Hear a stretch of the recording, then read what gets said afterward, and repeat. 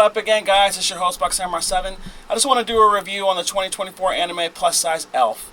I can honestly say Plus Size Elf gave me a good laugh, like Monster Musume Everyday Life with Monster Girls, Satan Academy, as well as Monster Girl Doctor. It's ironic that many of the cast of this anime has voiced many main characters from Monster Musume. I especially love that the non-human girls of the anime mention the title of the halfway cards, just like in Monster Musume. Anyway, let's all sit back, strap on our seatbelts, grab a snack, and delve into the world of Plus Size Elf.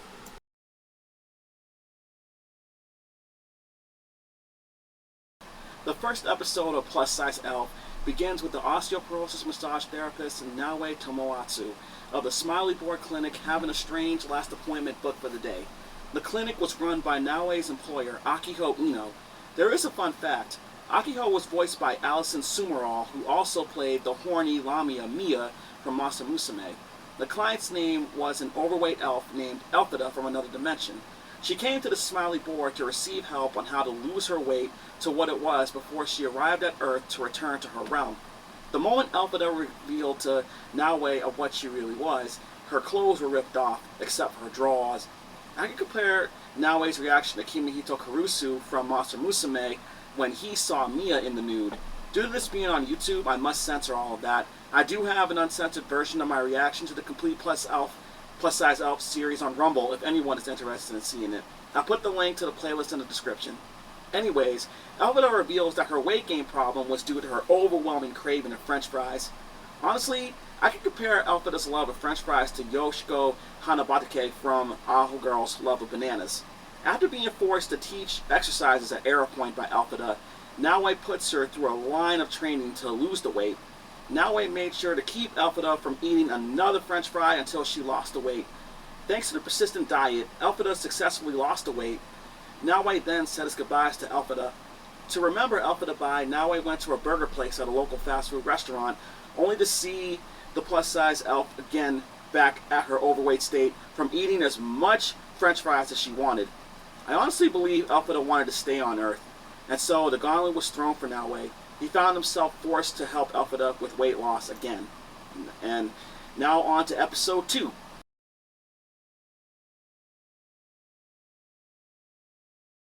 Episode 2 begins in a local convenience store where a witch, who was also an employee there, was practicing her magic only to have a rip on her underwear. As Naoe did his local shopping at the store, he saw the sample of the witch's magic running around in the place. In a coincidence, Naoe ran into Elphida as she was buying herself more french fries to eat. As the plus-size elf was placing her order at the counter, it was revealed that she wasn't the only person from another dimension worried about gaining a few pounds. Elphida discovered that the witch was Kuroeda, a dark elf, who was also stranded on Earth. Elphida immediately grabbed her bow and arrow to get ready to fight Kuroeda. The one thing I dislike with Kuroeda's design is that she has dark skin, only a lighter complexion than me. Did the animators really have to do that because she is a dark elf? Couldn't they have just designed her as a white woman dressed in a black or a purple cloak? Anyways, Naoe was able to calm the girls down by doing some fitness training on Kuroeda to help tone her butt. At first, Kuroeda thought it was only helping to realize that it was. As the dark elf was doing squats, she had another rip, only it was on her work pants. The rip caused Kuroeda and Elphida into a heated argument, taunting each other's bodies. Naoe stopped them by acknowledging the beauty of both elves. As time progressed, Naoe would revisit the store to not only buy groceries but check up on Kuroeda. The massage therapist found the dark elf continued to do the exercises he recommended. Naoe then found himself visiting the local florist shop run by the Oraone Kusahanada. I can honestly compare Kusahanada to Ki from Monster Musume, since both are plant-like creatures. Anyways, Naoe made a clear observation of Kusahanada's flower on her hair growing larger due to her each visit. The growth, unfortunately, was making the Oraone's body weight increase. At first, Naoe was unsure what to do since help for Kusahanada involved gardening and his area of expertise was massage therapy. With the help of Elphida giving him the idea to keep using his encyclopedia-sized brain, Naoe was able to help Kusahanada by getting her full body a back brace to alleviate her back pain and giving her an umbrella to cover up her flower.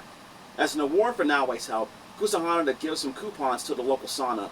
The Araune then warns Naoe that the sauna had an ogre who regularly appears there at night. Now on to episode 3.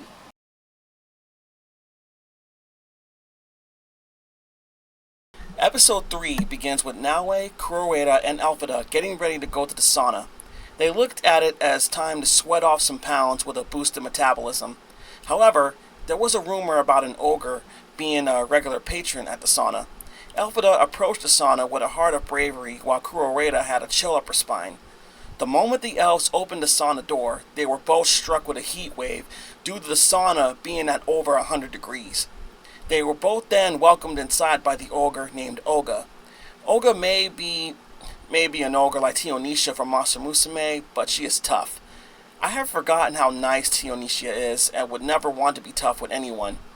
Anyways, Oga then reveals to the elves that she also has a weight gain problem, too, due to excessive consumption of beer. Elphaba then had a sweat-off competition with Oga, only to lose in under a second. Elphaba snarled at Oga due to having to pay up to her last yen for food and beer for her. Naoe finally meets Oga as he headed over there to find out what was going on. Later in the episode, Naoe takes Elphaba to a local fish shop to get her to try it while she is on her diet, even though she regularly cheats it. Elphaba then informs Naoe that the fish shop owner was a Mero, or a mermaid as they are called in the Monster Musume and Monster Girl Doctor animes. Unlike Mero from Monster Musume, whose fins remain the same even on land, Mero does have human legs due to a potion she regularly intakes. The potion's effects are temporary, and when it wears off, everyone sees Mero's fins. Also, unlike Monster Musume, where mermaids are completely recognized as average citizens, in the world of plus-size elf, they're not. To help Mero fight the flab on her arms, Naoe and Elphaba teaches her exercises to help to tone it down. As an award, Mero gave Naoe a container of salmon roe. At first, Elphaba was repulsed by the roe, but chose to eat some anyway. Mero then makes a joke about them being her eggs and causes Elphaba to fall face down on the ground. To help alleviate Elphaba from passing out, Naoe quickly ran to the store to buy some french fries. As Naoe heads to his destination, he sees a dog pass him on the way there. Now on to episode 4.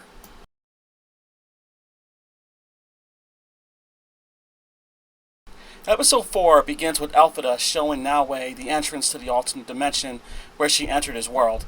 Out of curiosity, Naoe asked Elphaba if non-magic folk could enter the gateway. Elphaba answers it by telling him only mono wielders can enter it. The duo then went back to running down the park. As Naoe and Elphaba took a break, they noticed a dog approaching them. Naoe immediately started playing with the dog by rubbing its stomach. The dog tried to run but was quickly nabbed by Naoe to keep playing. At an instant, the dog turned into an overweight girl with hair that resembled its fur. Elphaba informed Naoe that the girl was a lycanthrope, or werewolf, named Laika. I can honestly say this was the third time I have seen a female werewolf on screen. Laika the werewolf is quite different from Willa or Winter from the Zombies film series, as well as Enid from Wednesday. I do love it that Laika was voiced by Jad Saxton, who also voiced the Flaming Lantern Jacqueline from Soul Eater, the cat girl Ferris Nyan from Steins Gate, Child Nico Robin from One Piece, the heroine Matome Mayonaka from Akiba's Trip, the animation, the angel Guri from Love Tyrant, the Monowai Monaco from Monster Musume, and the psychic Saki Hanajima in the Fruits Basket remake. Just like the elves and Oga, Laika also has gained a lot of weight due to eating food every human offers to her while she was in her wolf form. To help this, Naoe gave exercise ideas to Laika. To award Naoe's help, Laika gave him permission to join her pack even though she doesn't have one. That made me remember when the humanoid wolf Ranka from Satan Academy rewarded the animal-hating Jin to join her pack, even though she didn't have one either to begin with. Anyways, Laika found herself obeying every command Naoe gave her. She then found herself reverting to her wolf form. Elphaba taunted Laika, but then found herself handed to her in under a second. Later in the episode, Naoe took the girls to the local pool to exercise there. Being there was completely therapeutic for Elphaba, Kuroeda, and Laika. It wasn't for Mero and Kusahanada.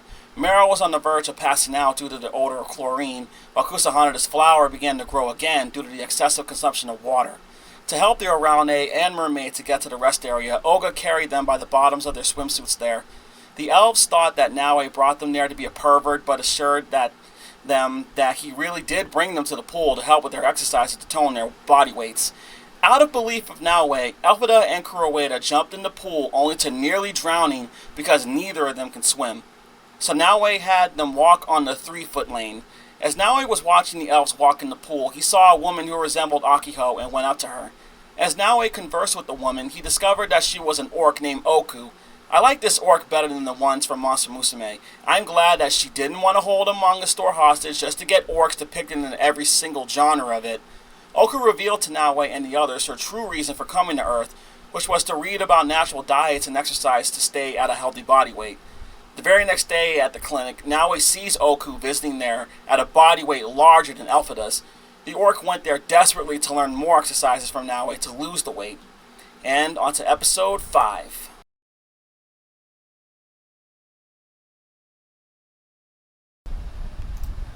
Episode 5 begins with Naoe and his friends training at the park. As Olga playfully scared some kids away, they encountered a little girl named Kobo, who was snatching sweets from the local children. Olga was completely infatuated at the sight of Kobo, making her want to hold her as tightly as she could. I agree with Olga, Kobo is freaking cute. I also love it that Kobo was voiced by Brittany Karbowski. I remember her voicing characters such as the ninja Blackstar from Soul Eater, the scaredy cat girl, high school girl Momoe from Dusk Maiden of Amnesia, the Fuhrer's son Celine Bradley from FMA Brotherhood, and especially the bird-brained Harvey Poppy from Monster Musume. With that, Olga began treating Kobo like she's a little girl after she watched her go crazy and slapped on the Kuroeda's butt. Also, Kobo not only revealed that she had been taking candy from the other kids as payment to play in the park, but kicked them out when they didn't have enough. Kobo then revealed her backstory regarding being abandoned by her parents, as well as being left to starve on the streets. Come to find out, she was trying to gain sympathy from the others by using eye drops to make her cry. Even with that, Olga still wanted to be Kobo's mom. Come to find out, after dodging an arrow from Elphaba, Kobo was a sprite. She was really a non-human creature who got the body of a child, but she's really a grown woman. Kobo continued to taunt Elphaba since she couldn't touch her with arrows, until she eventually got her head caught in a tire, because of the weight she gained after eating the candy she extorted. Naoe offered her weight loss exercises in exchange for ending her misbehaving. Kobo kept her word, lost the weight, and grown a couple of feet in height. Naoe was totally surprised not only by the change of her shape, but also the willingness of the kids to continue to give her candy without demanding them to do it. Later in the episode, Naoe finds himself having a spell cast on him to put on more weight by voracious eating. The one who cast the spell on Naoe was a female satyr dressed only in an apron, a garter belt, and stockings named Sotero. I can honestly say that Sotero's personality is no different than the Arachne, Arachnera from Monster Musume. They both want to have their way with the man and not let anyone else have them. I love it that Sotero was voiced by Molly Cersei, who voiced the busty centaur Centaurus Soraya Shianis from Monster Musume. Anyways, as Naoe was continuing into eating another bite of food, Elphaba and Kuroeda came to his rescue. At first, the situation looked tense for the elves due to them fighting each other over who gets to save Naoe. Because of that, Sotero took that as a chance to continue to be able to feed off Naoe's avarice until Kuroeda reversed the spell. With that, Elphaba shot off Sotero's apron, forcing the Sotero to be completely in the nude in front of everyone. It was revealed due to the satyr's constant consumption of avarice, Sotero was overweight too. Because she was embarrassed being seen naked, Sotero jumped out the window and ran. Knowing that the satyr can come after Naoe at any time, Elphaba and the other non-human girls guarded him in shifts. Even with that, Sotero still watched Naoe, plotting for a chance of revenge. And now on to episode 6.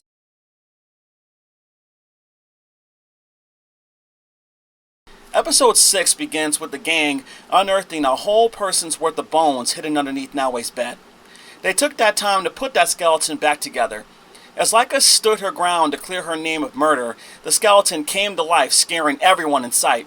The skeleton belonged to an undead fairy named Honeda.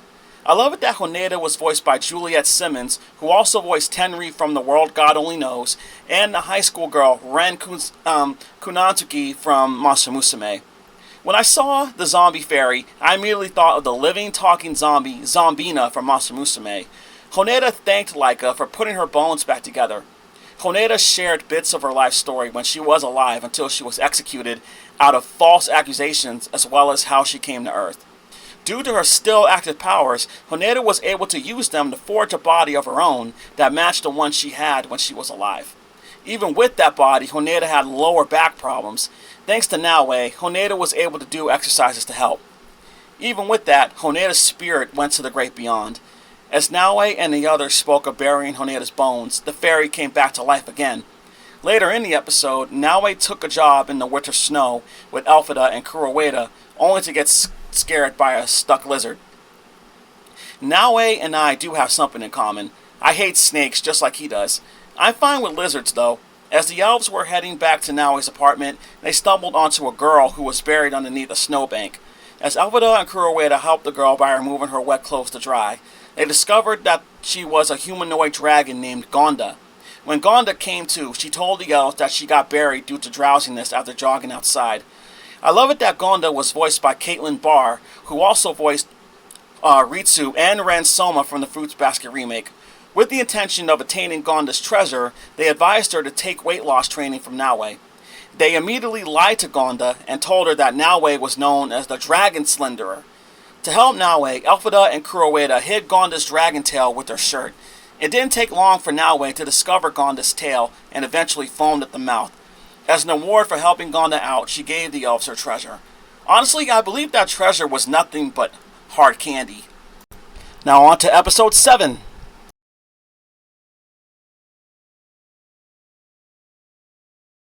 Episode 7 begins with Elphaba showing Naoe her impressive weight loss.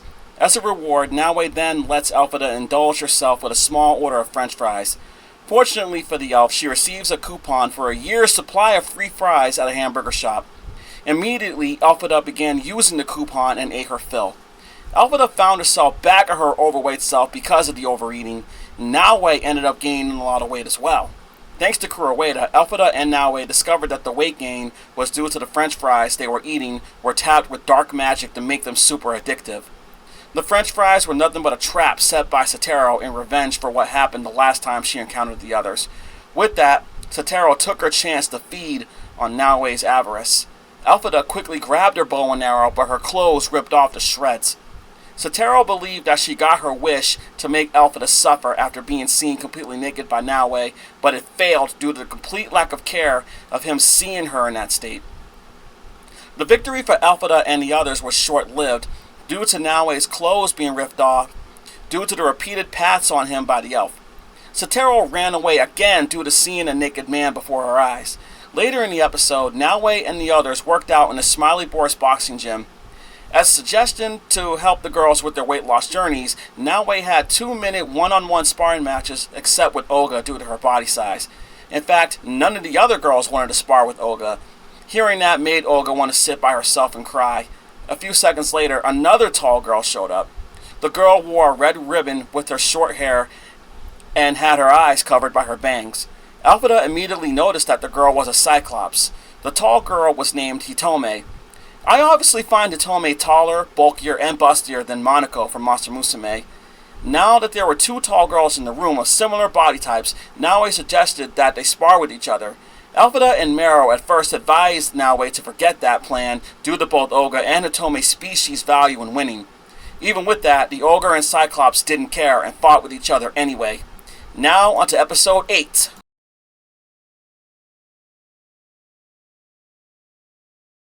Episode 8 begins with Naoe worrying about the non-human girl's weight, so he took them to a hot yoga studio.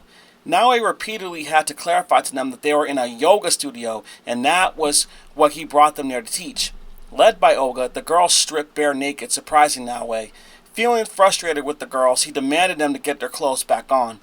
With that, Naoe did yoga poses in front of the girls and had them replicate whatever he did. As Naoe and the girls did their yoga, Sotaro watched from the outside out of their curiosity. Sotaro at first believed that they were practicing sexual positions, which made the spirit run away. During the yoga, Naoe had to stop Elphaba and Kurowaida from arguing with each other again.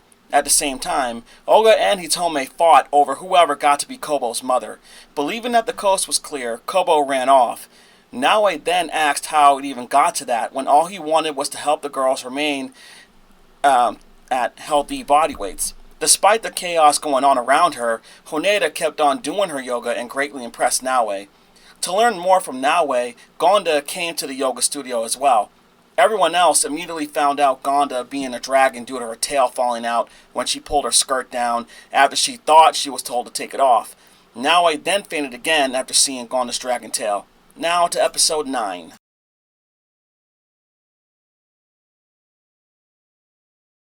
Episode 9 begins with Kurowaida doing her magic to concoct a potion that she intended to use on Elphaba. Unfortunately for Kurowaida, Naoe ended up consuming the liquid instead. Luckily for the massage therapist, the potion didn't kill him. It did shrink him back down to a child with all his adult memories intact. Elphaba immediately accused Sotero of what happened. To try to hide the evidence of the magic, Kurowaida tried to snatch the potion but was told to go to the store to get kids' clothes for Naoe to wear. The girls looked at it as a chance to repay Naoe for the kindness he showed them. When Olga saw a child-sized Naoe, she immediately grabbed him and put him on her chest. The ogre came to her senses after being told that the kid she was holding was Naoe. Olga also believed that Sotero cast a spell on him too. As Elphaba and Olga talked, Kurowaida tried to hide the potion again but failed to do so. Despite being the size of a child, Naoe still taught Olga how to cook. To kill time for the stew to simmer, Naoe taught the girls another exercise. Olga couldn't help but try to kiss Naoe on his cheeks. Kurawaida's hesitation to drink the potion when it was offered to her didn't take long for the others to find out that she was the reason Naoe got shrunk down.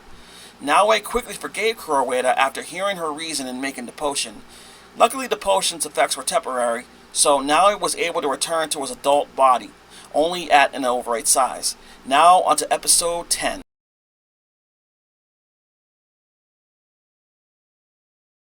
Episode 10 begins with Elphaba chasing Laika down the street after her french fries got taken by the werewolf. She chased her target until she got stuck in the hole of a wooden fence. Elphaba never gave up and let a nail on the fence rip a hole on the butt of her pants. The chase ended until Elphaba discovered that Laika only took the french fries to feed them to a homeless puppy she found. With the realization that Laika starved herself only to feed the pup, Elphaba gave her french fries over to her. The dog immediately rejected the food due to them being too salty. The two non-human girls came to an agreement to go buy some dog food. Elphaba then tried some coffee at a local cafe she came across while walking down the street. The elf inspected the beverage before she even drank it. As that was going on, Naoe visited the cafe to pick up a bag of coffee beans he ordered. He noticed Elphaba was there and freaked out when she screamed out of disgust due to the coffee. Later in the episode, Naoe visited Kusahanada's shop with a plant she had given him that was on the verge of dying. At an instant, the Araune used her magic to restore it to life.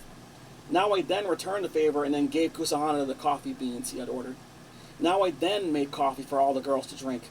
Within seconds, Kusahanada's flower sprouted a Venus flytrap due to the coffee. The transformation then changed the Araune's personality. I can compare that to whenever the slime girl Sue from Masamusume consumes poison. With the intention of embracing the others, Kusahanada attacked them with vines. Kurowaida tried to numb the Araune down with water elemental magic, but failed due to her absorbing it. Kusahanada then caused rips in the girl's clothes with sludge, as well as constricting Naoe with a vine. Liking the look of Naoe caused Kusahanada attempted to devour him with her new Venus flytrap. Mero and Oku tried to save Naoe, but failed. The elves tried and failed as well. With no one else left to save him, Naoe found himself literally in the jaws of death. As sun began to set, Elphaba woke up and found Naoe completely unharmed, only but stripped, completely naked. The poor massage therapist cried his eyes out while Kusahanada laid on the ground unconscious. Meanwhile, back at the park, the portal opened and an unknown elf came out. Now into episode 11.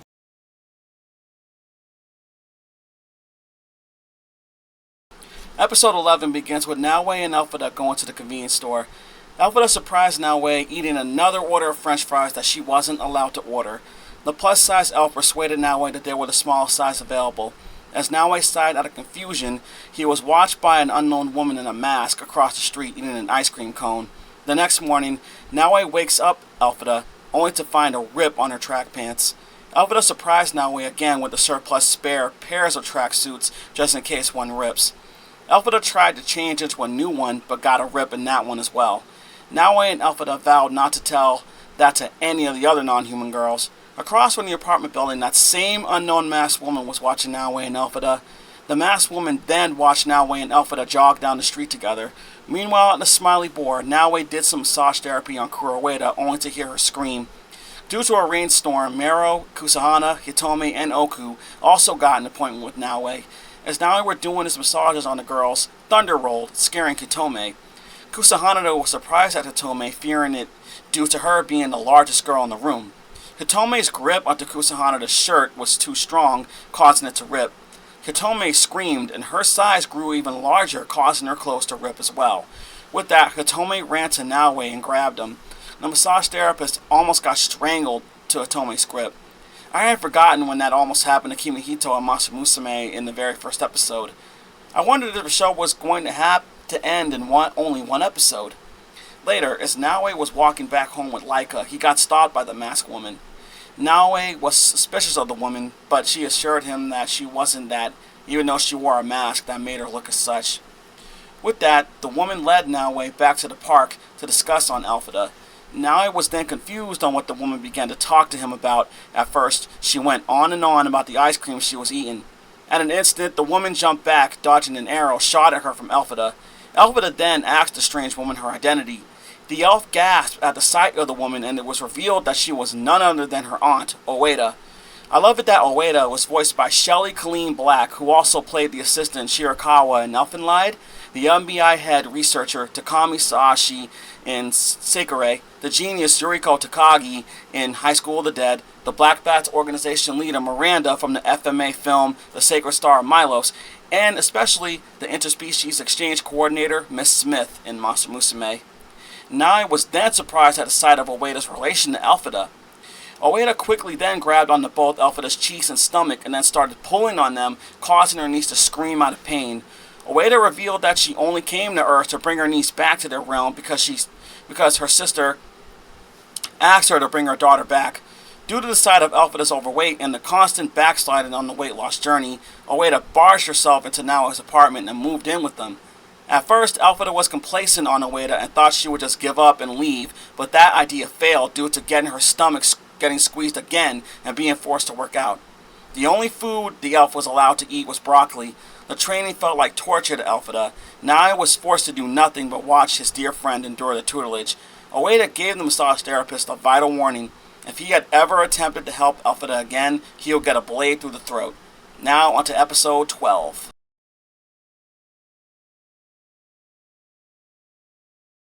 Episode 12 begins with Elphaba continuing the grueling exercise with Oeda.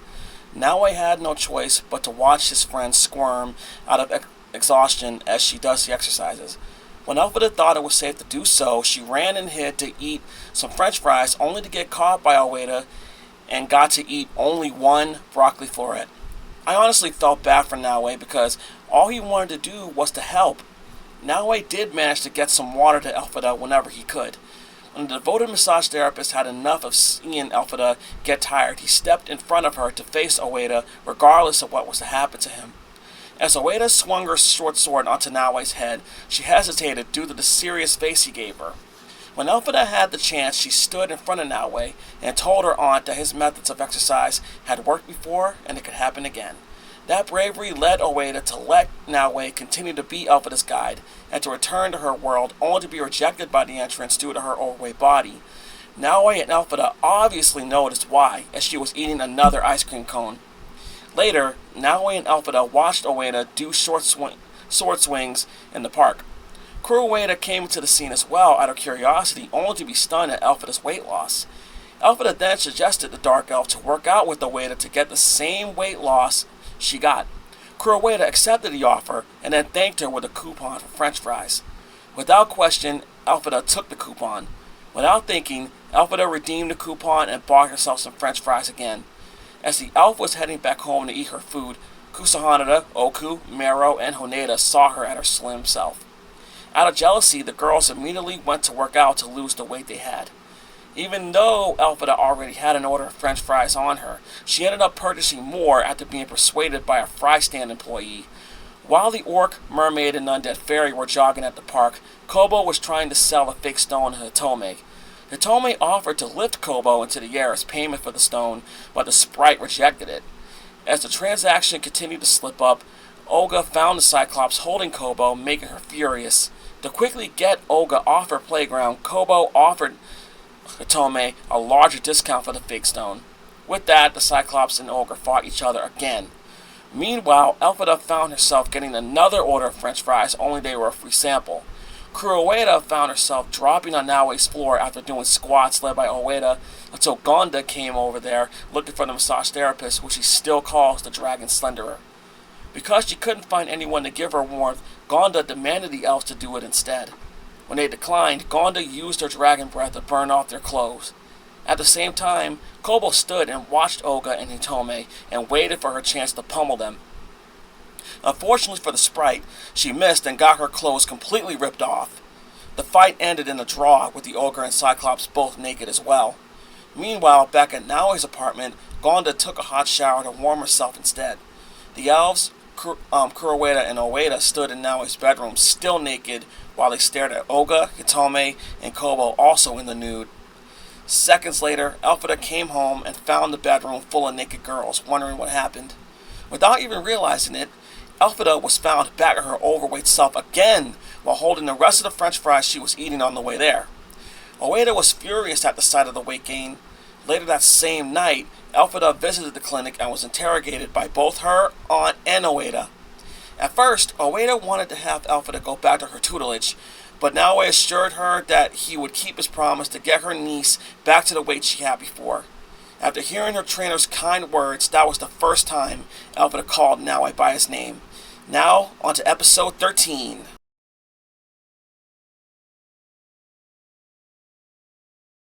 Episode 13 begins with Akiho bringing Naoe and all the girls to the beach on a deserted island. Naoe felt discomfort due to the swimsuit he had to wear there. The girls looked at their time there as a day to remember. Akiho lay on a beach chair while the other girls ran around there. Naoe made sure to keep watching them to make sure they stayed in his sight. Sotaro gave Naoe lip because she felt disgusted being there and wearing a thong one piece. The satyr then shrieked at the sight of Naoe's swimsuit. Meanwhile, Kuroeda tried to put a floaty around her, but couldn't fit due to the size of her butt. The dark elf demanded Elphaba to laugh, since it happened right in front of her. Kobo looked at the time there being in hell because Olga continued to treat her like she's her child. Kusanada and Hitome tried to build sandcastles. Laika played with a crab while Oku, Honeda, and Mero viewed the water from the hill. Believing that it was okay to jump from there, Mero and Honeda jumped from there only to land face down. Oku looked at Laika to figure out what to do, but screamed due to the werewolf eating the crab she was playing with.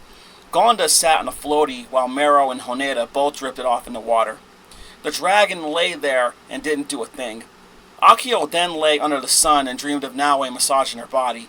Sotaro slept in the shade while Naoe did paddleboarding with Kuroeda, Oeda, and Elphaba.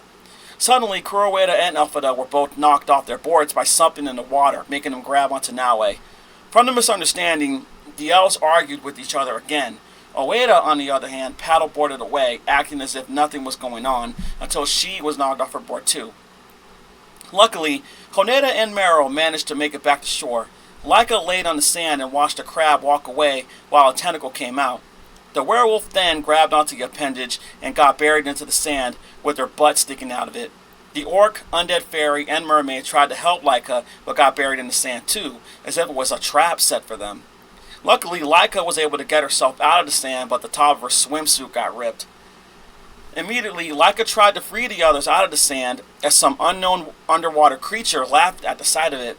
Back in the water, Gonda was grabbed and found herself caught in her floaty by the underwater creature. Meanwhile, Olga and Hitome fought each other again. Kusanada sat down and watched the fight with Kobo. As the fight between the two tall non-human girls got intense, it was revealed that the underwater creature was a giant squid/kraken. As the squid was going to grab Kusanada and the others, they left as they were called by Naoe for the barbecue. Excuse me. As Sotaro was going to show off her culinary skills, her swimsuit ripped off. When she realized that she was in the nude, she dropped the squid she was going to cut up and serve. When the giant squid had enough, she came out of the water and began to attack them. Like the dragon, it talks telepathically. Elphaba tried to shoot an arrow at the kraken, but it did not damage her. Led by Oeda, Olga, and Hitome, grabbed the tentacle and began heaving her onto land. The Ogre and Cyclops did it as a contest to decide whoever gets to be Kobo's mother. Laika, on the other hand, began to chomp on the tentacle, while Oeda attempted to slash the Kraken with her sword, amplified by Kuroeda's dark magic. Unfortunately, none of the girls' plans have worked. As the situation seemed bleak for Naoe and the girls, Gonda stepped in and burned the squid, scaring it off. Doing so, however, burned Mero, Oku, Honeda, Oga, Hitome, and Oeda's clothes. Naoe's mouth foamed up as he watched the wonder of the world swim away. Akiho's swimsuit ripped off as she continued to dream about Naoe. Now onto episode 14.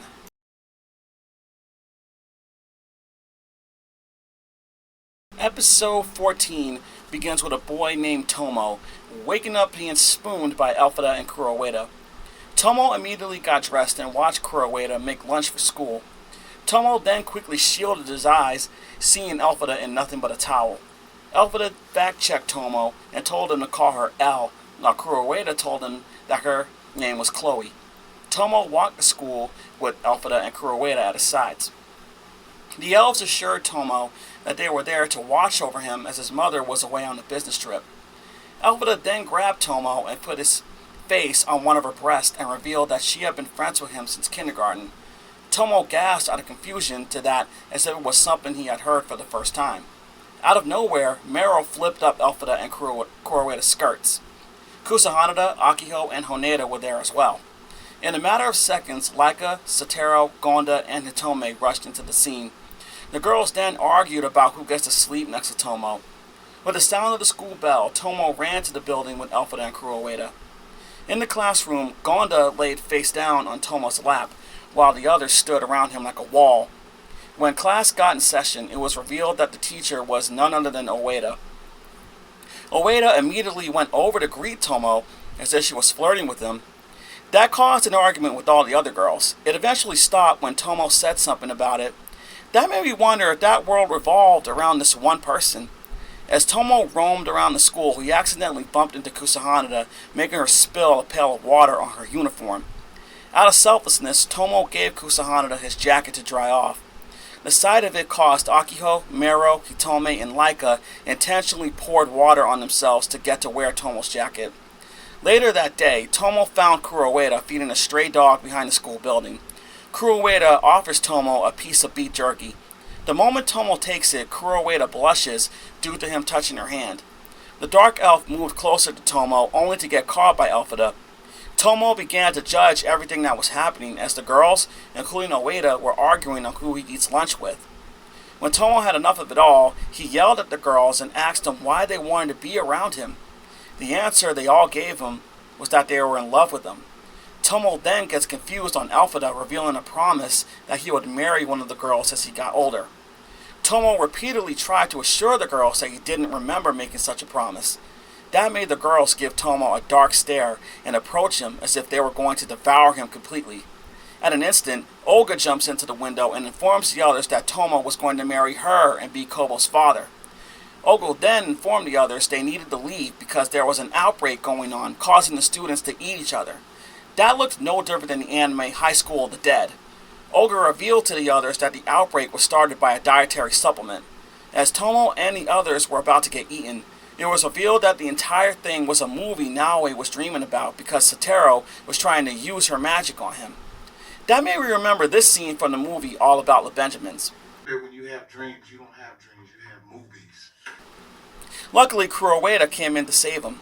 Unfortunately for the Dark Elf, Sotaro had Kuroeda in a trap that caused the weight of her butt to increase, causing it to rip out of her underwear again. In response to that, Kuroeda used her magic to force Sotaro to have a dream of seeing Naoe naked. That caused an extreme reaction from Sotaro, causing her apron to rip off. The next morning, Elphaba found the naked Sotaro, as well as Kuroeda lying on the sleeping Naoe. And that is the end of Plus Size Elf. Plus Size Elf has a rating of 3.8 out of 5 on Amazon, and an IMDb rating of 5.2 out of 10. Honestly, I give the anime a 7 out of 10 because I love to see more images of the alternate worlds of where the girls came from. I see there is an argument going around on whether the anime promotes body shaming. In my opinion, I don't see it promoting it at all. I watched the anime with scenes showing this as a way to raise awareness, not promote it. I also don't believe that the anime says that something like weight loss happens overnight. We should all accept the fact that every one of these ladies are beautiful as the way that they are. I believe we need people like Naoi Tomoatsu in the world. Naoi is no different than Kimihito Kurusu from Masamu Musume or Dr. Glenn from Monster Girl Doctor. In my book, each of these men are pretty much the same person.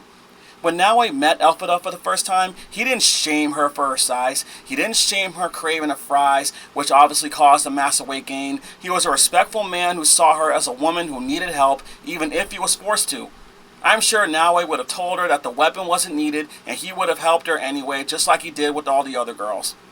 Also, I have 2 articles here I will read to you guys, which is one from someone who loved the anime and from someone who disliked it.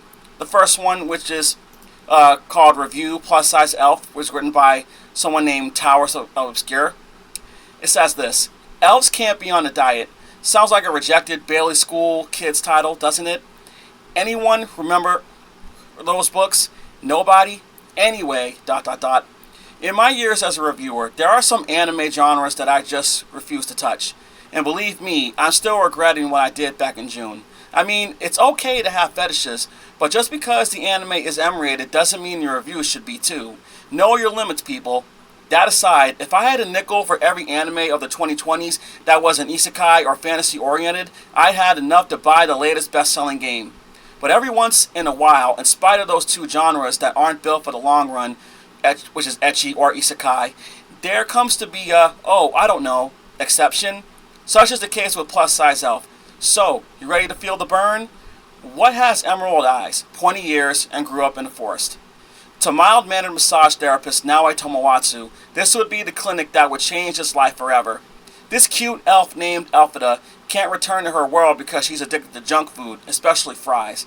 And apparently the door going back to her world has a weight limit for entry, so it rejected her even after her first diet. What can she say? Them fries are good.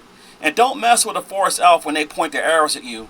No matter what, Elphaba decides to stay with Naoi for a little while longer, and as he continues to give her advice, they meet more and more female fantasy creatures, all with the same desire to lose weight. What could possibly go wrong? From what I've seen so far, Plus Size Elf is an anime of unique contradictions. Not only is this a reverse isekai, it also has elements that technically makes it a harem anime, but at the same time, it isn't. Far as I know, Elphaba hasn't fallen in love with Naoi yet, and Naoi has more control over the situation with the clients he comes across, more or less. Plus, when was the last time an anime gave you fitness tips? I swear, Naoi is making Richard Simmons proud in heaven right now. All that and fun, yet pudgy and pretty characters to boot, including Kuroeda, Elphaba's dark elf sorceress rival, and you've got anime that's both underrated and enjoyable. Although, like most anime of its kind, it could be better. And that 557 overall on my anime list isn't helping. Still, I'm hoping a second season will work out, and if there's a dub confirmed, I hope Danny Chambers will be in it. I know, I'm a fool for her, like Elphaba is a fool for fries. And there's the end of the article. And here's an article from someone who actually disliked it, which is entitled, First Impression Plus Size Elf. Tomoatsu Naoi has an interesting new client at the health spa he works for. For starters, she's a little on the plump side as she has a habit of grubbing on unhealthy foods. For another, she's an actual elf. Unfortunately, she cannot return home through a dimensional portal due to her newly acquired weight being different from when she arrived. So after a bit of convincing, Naoi puts his elfin client, Elphaba, through a rigorous exercise regimen to help her shed the pounds so she can get back home. However, the tempting cuisines of the human world threaten to derail all her progress. Can Elphaba slim down enough to get back home? This is not the way I wanted to spend my weekend, guys. I just wanted to relax after a hard week of work and watch some decent anime premieres. Maybe even write some insightful commentary. But along comes Plus Size Elf with his absurd fan service and mediocre plot and says, "Hold my french fries." This show is the animated version of a pile of Snickers. Absolutely junk food with no redeeming nutritional value. Yeah, it might scratch an itch for someone, but dearest gentle reader, that someone ain't me. 2 minutes and 30 seconds into the show, our title character pulls off her shirt, revealing her breasts for all to see. Why? Because that's all this has going for it. Fan service and fetish pandering. This show was out there for shock value and titillation and has more than earned its TV MA rating. It comes in, it flashes some boobs, gives plenty of fan service shots, and leaves. It's not even a full-length episode, just barely clocking over 11 minutes with the ending title sequence. And speaking of the ending title, that was a mess. An absolute mess. At this point, I would typically ask where that leaves us with the show, but honestly, I don't think much more needs to be said.